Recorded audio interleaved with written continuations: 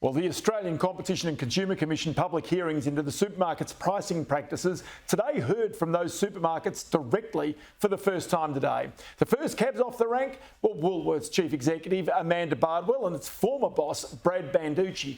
Now, one of the key topics of conversation is Woolies' so-called national pricing, where prices are supposed to be the same across all of its stores around the country. Well, the ACCC wanted to know if this also applies with its metro convenience stores. We start with national pricing and then try and be very thoughtful. As Natalie talked about, in very extreme remote stores, and there are sort of 5 of them I can think of, where we charge a little bit more. The same logic will apply to some categories in these stores. So we start there, and there needs to be a very good reason inside Woolworths to not apply national prices. Are there any metro stores where the pricing is cheaper than at a full range store? No. So let's bring in here Tanya Barden, the Chief Executive of the Food and Grocery Council, which represents food manufacturers across the country. Tanya, many thanks for your time.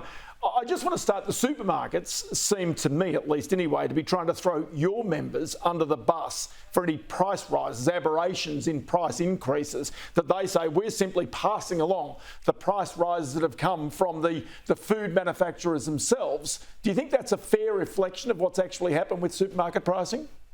Look, I think there is a real reality that food and grocery prices have gone up for a number of reasons that are being felt by both the suppliers and the retailers.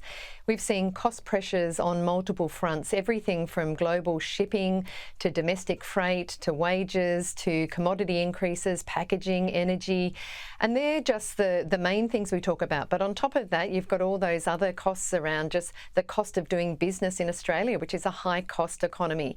So suppliers have felt that, and supermarkets have their own cost and profit considerations as well.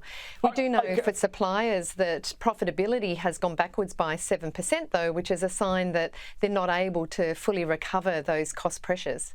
So in other words, if what you're saying is correct, we don't need a supermarket inquiry. We don't need the ACCC looking at this, because ultimately your suppliers are passing along the price increases that the supermarkets there reflect. So there's no actual crisis in supermarkets about the prices that consumers are paying. Well, as I say, there's multiple aspects, and there's the supplier cost increases, and then there's the retailers facing similar cost increases, and then they've got their own profitability considerations as well. And I would just say that if you look at food and grocery pricing in Australia, it's actually risen significantly less than other places in the world. So over the last few years in Australia, it's cumulatively gotten to about an 18% increase over, I think, about 3 or 4 years, where in Europe and New Zealand, the US, UK, generally it's been between a 25 and 30% increase. So, I know consumers are feeling the pain in Australia, but we do need to recognise that costs of manufacturing in Australia are high, and food inflation's actually been less than other places in the world.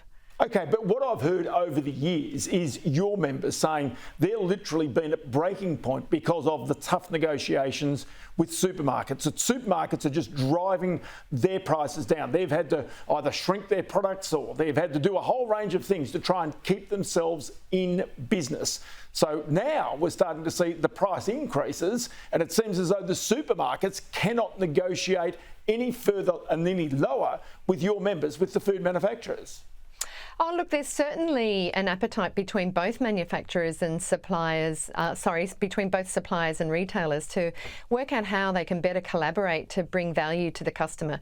Everyone's very conscious that consumers are really hitting their maximum willingness to pay and looking for bringing value, bringing savings where that's possible.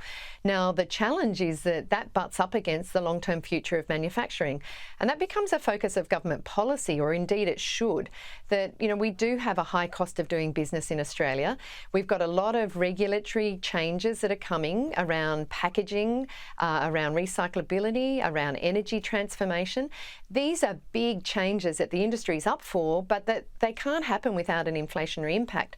So we do need to be talking to government around what can they be doing to help keep these costs of manufacturing lower in this country. So the government says it will bring in a mandatory code of conduct that the supermarkets must comply with, as compared with the voluntary code that was there previously. Does that mean that more of your members will be confident to come forward to actually dish the dirt on where supermarkets are really using their market power adversely?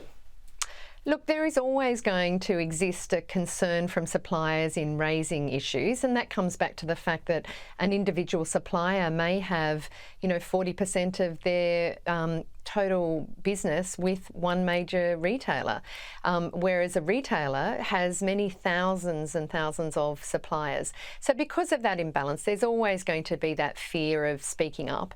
And I think that's why the ACCC has needed to use its legal powers to compel information from suppliers. So the Food and Grocery Code of Conduct in becoming mandatory, we actually have a concern that that's a bit of a backwards step, because it means more of a reliance on court-based processes, and the more you escalate something into a court, the more expensive it is, the more time it takes, and the more damage to long-term relationships. So we actually weren't ever a fan of the mandatory code, and we will be trying to encourage the industry to use some of those informal mechanisms around the code arbiters, but even with that, that does come with some concerns that the suppliers have around raising issues. The mandatory code, a backward step. Tanya Barden, great to have you on the program. Many thanks for your time. Thanks, Ross.